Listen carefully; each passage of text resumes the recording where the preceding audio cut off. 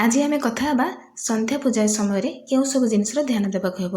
भिडियोटी को पूरा देखा पूर्व आपण चैनल जो मैंने नुआ अच्छा नवेदन करी चैनल को सब्सक्राइब करदेवाई एवं वीडियो जदि भल लगे लाइक गोटे करदेवाई और कमेंट रे जय माँ लक्ष्मी जय जगन्नाथ बोली लिखिदेवे। जो मैंने भगवान को भल पाँच निश्चित एतिकी करेंगे। तेबे आज कथा हाँ संध्या समय आम कौन करवा।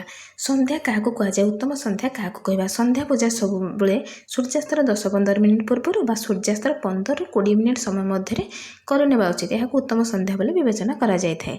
स्नान करें अति भल नचेत हाथ गोड़ मुह भल भाव धोई आम संध्या कर। संध्या पूजा करने समय तुलसी अन्य कौन गचर पत्र इत्यादि छिंडाइबा अनुचित। जे कौन वृक्ष जहाँ पूजनीय से पूजनीय वृक्ष जपरी तुलसी अँला शमी बेल अश्वस्थ जिते सब गच रही से सब को छुईवा अनुचित। संध्या समय केवल धूप दीप दे संध्या करने उचित। जल समर्पण कदापि करने अनुचित। संध्या समय घर मुख्य द्वार सर्वदा खोला रहा दरकार एवं मुख्य द्वार सुंदर भाव आलोक व्यवस्था करा दरकार एवं सुगंधित रखा दरकार। पूजा समय धूप दीप सहित कर्पूर निश्चित जल आरती करेंगे और प्रत्येक घरे बुलाई पारे एवं संध्या समय मुख्य द्वार सोरिष तेलर दीपटी आम लगे पार।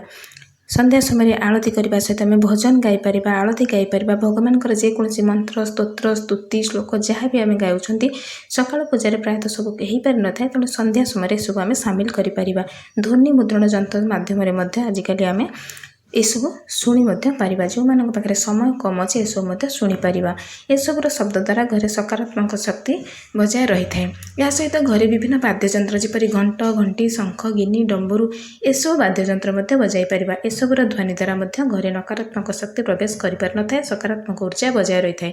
मिसे गुड़ पर विभिन्न मिठा वस्तु प्रसाद लगाई निजर परिवार सदस्यों मध्य उक्त प्रसाद को बांटी दे पार। संध्या समय किसी समय ध्यान में बसी पार अति उत्तम होता है।